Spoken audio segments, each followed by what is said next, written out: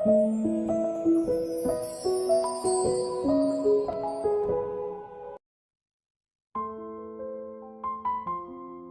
46. Apa yang dinamakan perbedaan. Di depan mereka berdua, kurang lebih ada 5 atau 6 pemuda dan masing-masingnya ditemani 2 wanita cantik. Mereka semua tertawa terbahak-bahak. Beberapa tamu bar yang mengenal pemuda-pemuda itu terlihat sedikit menjauh dari mereka. Para pemuda ini adalah orang terkenal di kota Neo. Mereka adalah tokoh terkemuka di lingkungan generasi kedua di kota Neo. Siapa yang berani cari gara-gara dengan mereka?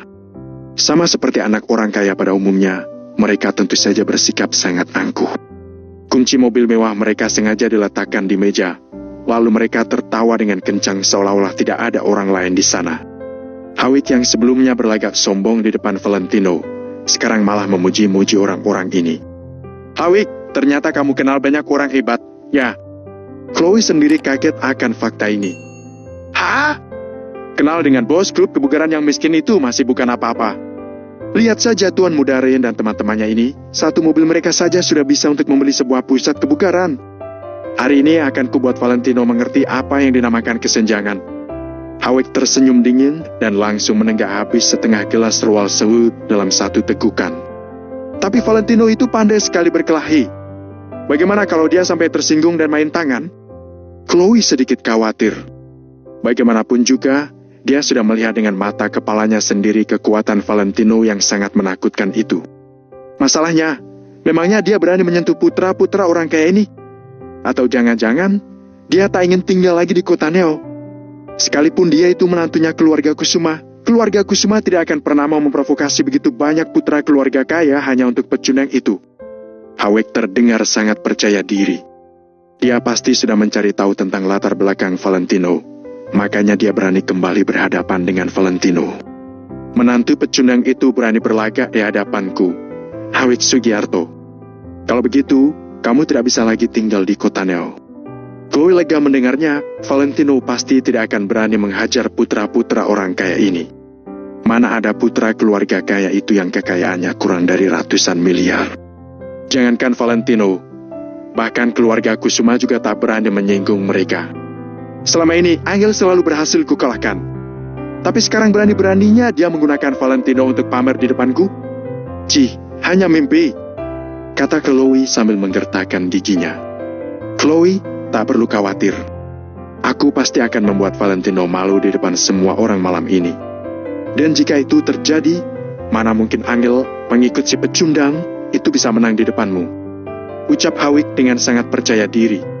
Tak berselang lama, Angel dan Valentino sampai di bar jazz. Setelah Valentino masuk ke dalam bar dan melihat keberadaan Hawik dan yang lainnya, dia pun tersenyum kecil. Dia berpesan pada Angel untuk menunggunya, kemudian masuk duluan ke dalam bar. Angel tidak tahu apa yang akan Valentino lakukan, tapi dia tetap menunggu Valentino kembali sebelum mencari Chloe dan yang lainnya. Ketika Chloe melihat Angel datang, dia segera menggosok matanya lalu memanggil Angel dengan matanya yang memerah. Tanpa berpikir panjang lagi, Angel lantas buru-buru mendekati Chloe, memeluknya, lalu menepuk punggung Chloe dan terus menghiburnya. Valentino mengikutinya dengan wajah yang datar, bahkan tak ingin melirik semua orang yang hadir. Dia tahu bahwa permintaan maaf Chloe hari ini tidak sesederhana itu.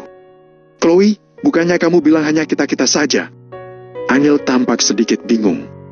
Sebenarnya dia juga tidak menyukai para pria kaya mata keranjang ini. Robert juga orang yang seperti itu, jadi Angel sedikit mengerti sifat orang-orang di kalangan mereka itu. "Oh, mereka semua teman Hawik? Kebetulan kami bertemu mereka di sini, jadi kuajak senang-senang bareng saja." "Tak perlu takut," jawab Chloe dengan santainya. Hawik juga tersenyum kecil. Dia mengambil 2 langkah ke depan untuk mendekati mereka. "Nona Angel, Bro Valentino, izinkan aku perkenalkan pada kalian. Ini tuan muda laki dari grup laki. Ini adalah..." Harus diakui Hawik memang mampu memposisikan diri dengan tepat. Melihat penampilannya saat ini, tidak akan ada yang menyangka bahwa siang tadi dia dipukuli oleh Valentino. Angel terkejut ketika mendengar orang-orang yang diperkenalkan Hawik. Semua perusahaan yang disebutkan Hawik memiliki perkembangan yang besar di kota Neo. Angel terkejut karena tidak menyangka Hawik bisa mengenal orang-orang ini. "Ini adalah pangeran dari grup Kingston, Tuan Rain," Hawik mengulurkan tangannya sambil memperkenalkan Rain dengan penuh hormat. Angel semakin terkejut. Angel merasa sangat akrab saat melihat pria itu tadi dan ternyata pria itu adalah putra tertua dari keluarga Kingston. Eksistensi keluarga Kingston mungkin tidak sehebat keluarga Kusuma, tapi perkembangan perusahaan mereka sangat pesat dan sumber daya keuangan mereka cukup kuat. Bisa dibilang, mereka menguasai setengah dari dunia bisnis kota Neo. Hawik ternyata bisa kenal dengan Rain, putra tertua dari keluarga Kingston. Cukup hebat. Tatapan mata Rain langsung melebar saat melihat Angel.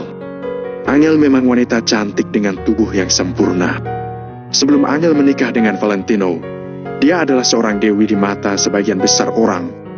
Jadi, meskipun Rain dan pria lain telah melihat begitu banyak wanita cantik lainnya, tetap tidak ada yang sebanding dengan kecantikan alami Angel. Penampilan Angel jelas tidak sebanding dengan para wanita murahan di sekitar mereka saat ini. "Halo, Nona Angel," sapa Rain dengan senyum sambil mengulurkan tangannya. Angel agak ragu-ragu, dia benar-benar tidak ingin melakukan kontak dengan para pria ini, tapi Rain jelas memiliki latar belakang yang tidak main-main. Jika dia sampai menyinggung keluarga Kingston, maka pasti akan berakibat buruk terhadap grup Kusuma. "Halo, aku Valentino." Tepat pada saat itu, Valentino mengulurkan tangannya melewati tangan Angel untuk menyambut jabat tangan Rain. Di sisi lain, Angel ditarik ke belakang Valentino dengan tangannya yang lain. Artinya sudah jelas, tidak perlu berjabat tangan.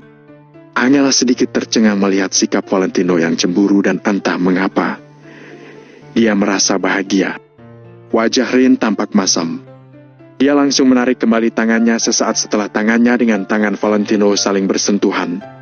Setelah itu dia bahkan mengambil tisu untuk menyekat cicak yang tersisa di tangannya. Mana mungkin seorang pecundang seperti Valentino pantas berjabat tangan dengannya. Awalnya, dia hanya datang untuk membantu Hawik. Namun, ternyata Valentino tidak menghargainya, jadi jangan salahkan Rain karena dia akan membantu Hawik dengan seluruh kemampuannya. Setelah itu, semuanya duduk. Angel dan Chloe duduk bersebelahan, sementara Valentino dan Hawik duduk di samping mereka. Ayo, minum. Hawik benar-benar membangkitkan suasana. Mulutnya tidak berhenti bicara. Valentino melihat semua ini dengan wajah datar. Dia masih belum bisa membaca apa yang akan dilakukan Hawik. Apa hanya untuk memamerkan seberapa luas koneksinya? Valentino tidak merasa hal ini akan semudah itu. Sepertinya mengundang para putra orang kaya ini hanya langkah pertama dari semua rencananya. "Angel, kamu sudah terlambat. Bukankah kamu harus menghukum dirimu sendiri dengan minum 3 gelas bir?" rayu Chloe.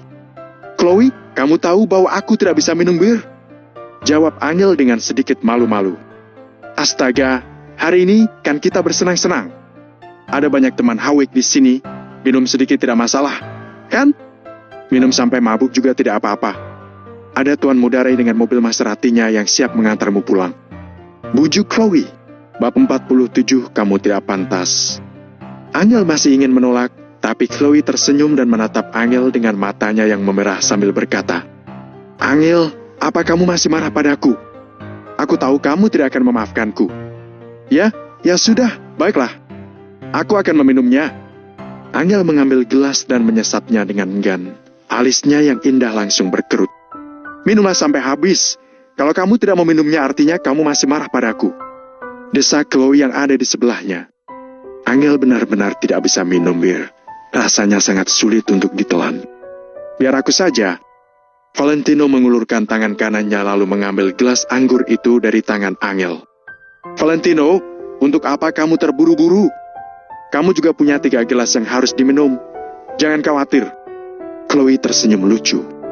"Aku minum punya Angel saja," kata Valentino dengan santai. Valentino, ya? Apa kamu tahu ini adalah anggur asing dan punya efek yang cukup kuat?" gerutu Rain. "Itu benar Valentino. Ini tidak seperti bir yang biasanya kamu minum. Bir itu seperti air, mana bisa dibandingkan dengan sebotol anggur Royal Salute yang harganya 2 jutaan ini?" dukung Hawik. Dalam hati mereka, Valentino seorang pecundang hanya pantas minum bir murahan. "Hanya 6 cangkir, kan? Tuangkan," ujar Valentino sambil menggeleng. Semua orang tertegun sesaat. Mereka semua menatap Valentino dengan heran. Apa dia benar-benar ingin minum seperti ini? Apa dia benar-benar bisa minum bir sebanyak itu? Angel juga menatap Valentino dengan heran.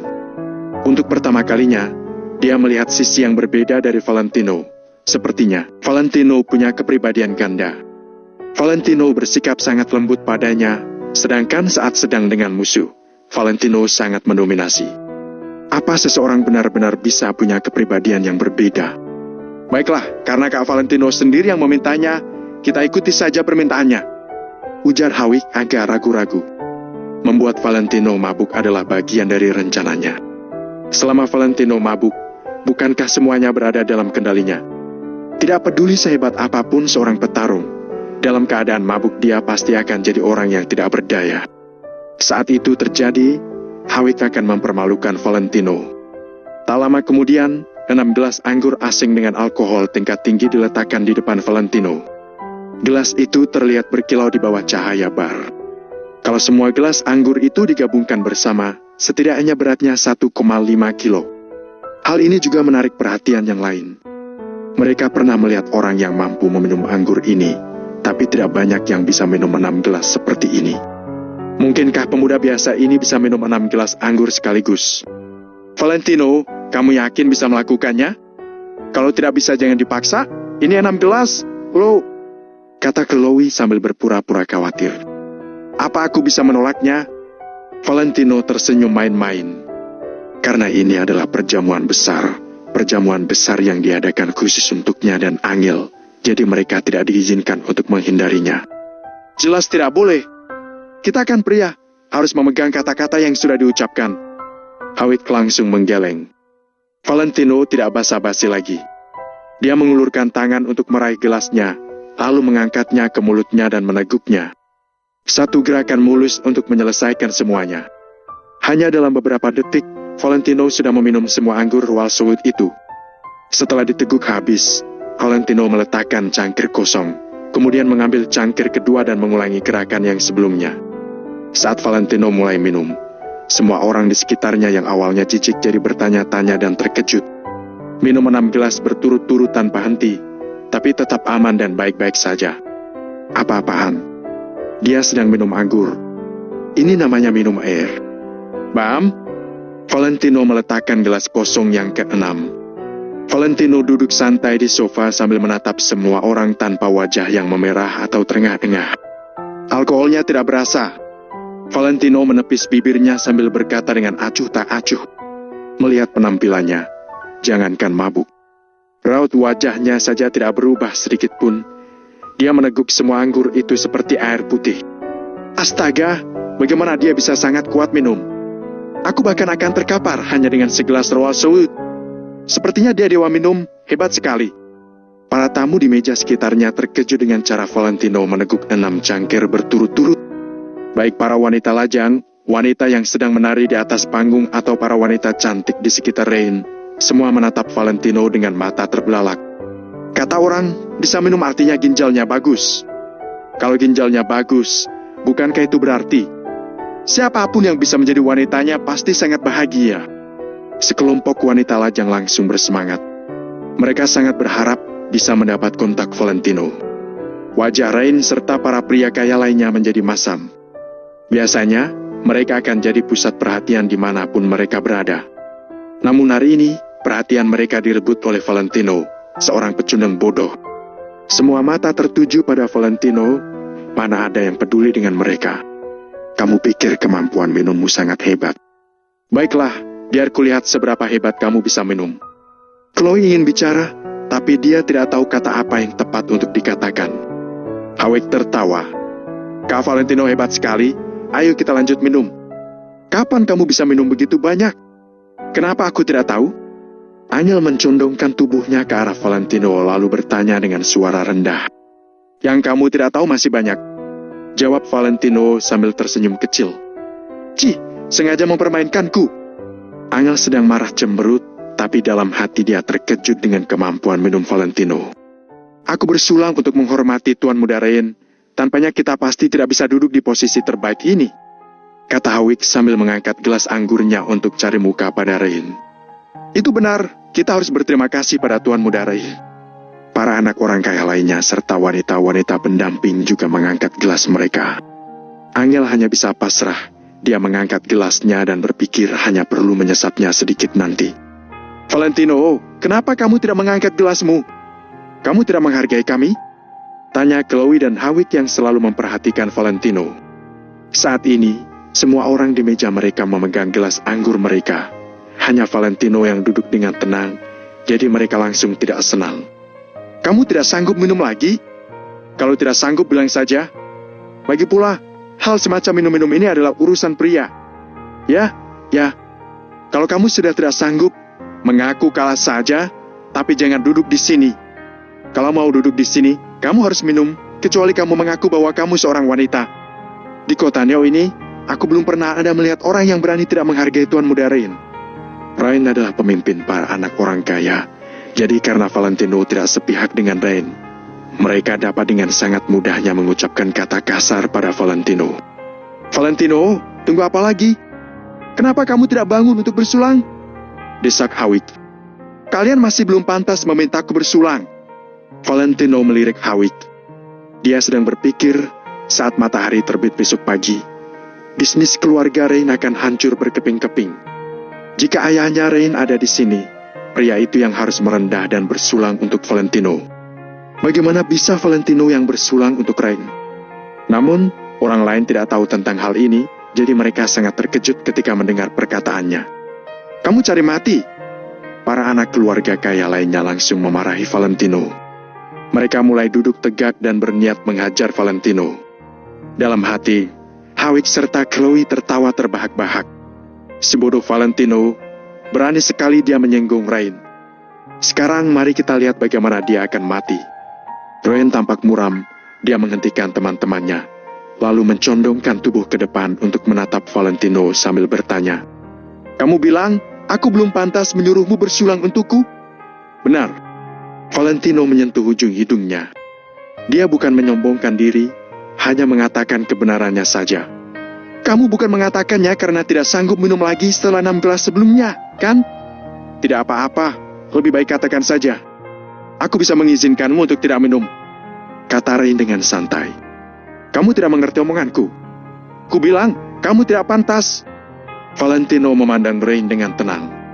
Valentino sudah sangat kesal saat melihat tatapan Rain kepada Angel sejak mereka masuk tadi. Kamu ingin menarik perhatian wanitaku, bahkan memintaku merendah dan bersulang untukmu. Sepertinya seorang pria tidak akan melakukannya, bukan? Baiklah. Rain tertawa sebelum tiba-tiba berdiri sambil menatap Valentino. Bukankah kamu jago minum? Sekarang aku mengundangmu untuk minum. Berani tidak? Kondisinya sudah seperti ini. Rain tidak lagi menutupi apapun. Dia pun mengungkapkan jati dirinya sebagai putra orang kaya. Bab 48 segelas anggur, 2 juta. Kenapa tidak berani? Valentino tampak acuh tak acuh. Rain mencibir, lalu mengambil tas tangan Gucci miliknya dari atas meja. Dia mengeluarkan setumpuk tebal lembaran uang tanpa melihatnya. Ting ting ting. Dia menyusun beberapa gelas anggur kaca transparan. Seseorang di sebelahnya dengan cepat mengisinya dengan anggur. Rain langsung meletakkan setumpuk uang berwarna merah di atasnya. Selanjutnya, dia kembali menyusun beberapa gelas anggur dan kembali meletakkan uang di atasnya. Tidak butuh waktu lama, sebuah piramida yang terdiri dari lusinan gelas anggur lengkap dengan susunan uang kertas terpampang di hadapan semua orang. Di bawah penerangan lampu warna-warni, uang itu terlihat sangat mengejutkan. Semua orang terkejut. Setidaknya ada uang puluhan juta di sana. Apa yang ingin dilakukan oleh Rain? Kudengar dari Hawik kamu hanya seorang pecundang. Berani-beraninya kamu unjuk gigi di depanku. Aku, Rain, belum pernah kalah dari siapapun dalam hal minum. Bukankah kamu butuh uang? Minum habis semua ini dan uangnya akan menjadi milikmu. Rain menatap Valentino dengan penuh percaya diri. Hawik bilang Valentino hanyalah orang yang tidak berguna. Dia benar-benar tidak percaya Valentino bisa menahan diri dari godaan uang puluhan juta ini. Rencana awal mereka adalah membuat Valentino dan Angel mabuk. Dengan begitu, bukankah mereka bebas melakukan apapun kepada Valentino dan Angel? Namun sekarang, sepertinya tidak perlu repot-repot.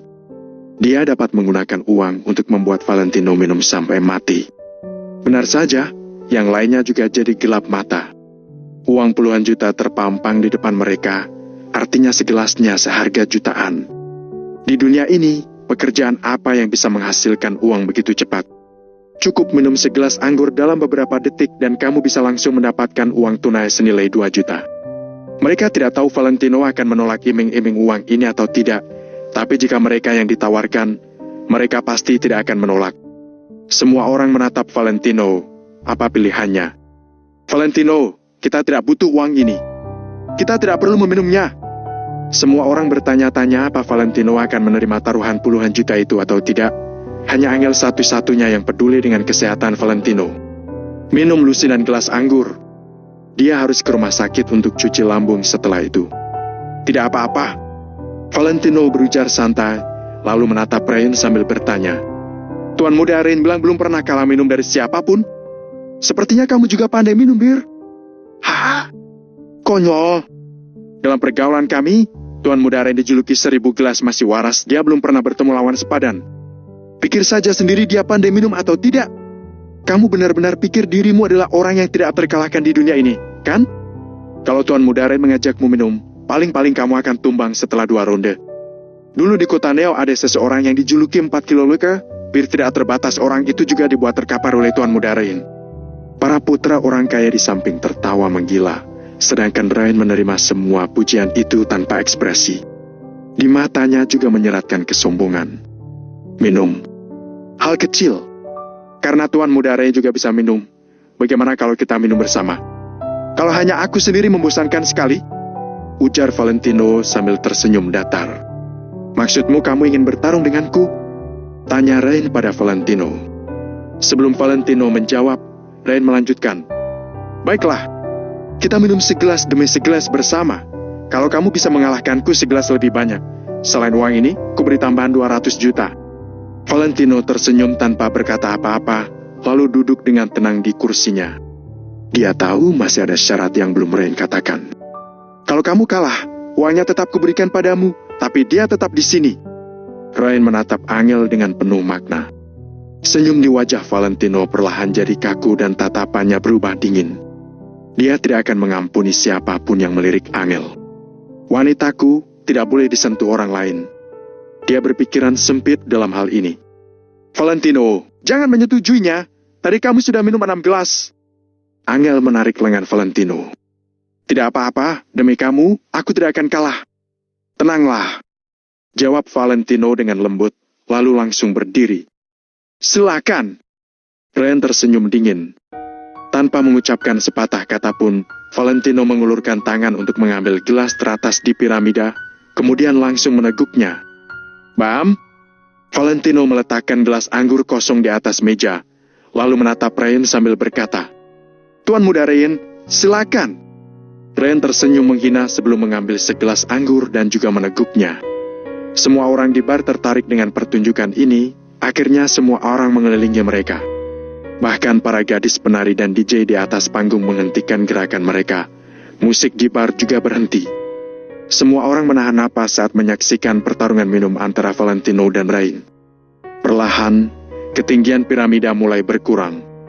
Akhirnya, ketika Rain mencapai cangkir ke-8, dia mulai tidak tahan. Kecepatan minumnya juga melambat. Dia melirik Valentino dari sudut matanya. Ternyata Valentino masih menatapnya dengan tatapan mempermainkan. Namun, ada begitu banyak orang di sini, bagaimana mungkin Rain tidak minum? Dia hanya bisa menguatkan diri dan lanjut minum. Setelah Rain menuangkan segelas anggur, kali ini sebelum meletakkan gelas kosong di atas meja, Valentino sudah mengambil segelas anggur lagi dan meminumnya. Brengsek! Rain meraung dalam hati, apa pria itu tidak memberinya sedikit waktu untuk bernapas? Apa-apaan ini? Bagaimana Valentino bisa minum begitu banyak? Apa dia benar-benar minum anggur seperti minum air putih? Tuan muda Rain, silakan. Valentino tertawa. Rain yang sudah susah payah pun kepalang tanggung. Dia memaksakan diri untuk mengambil segelas lagi lalu meneguknya dengan susah payah.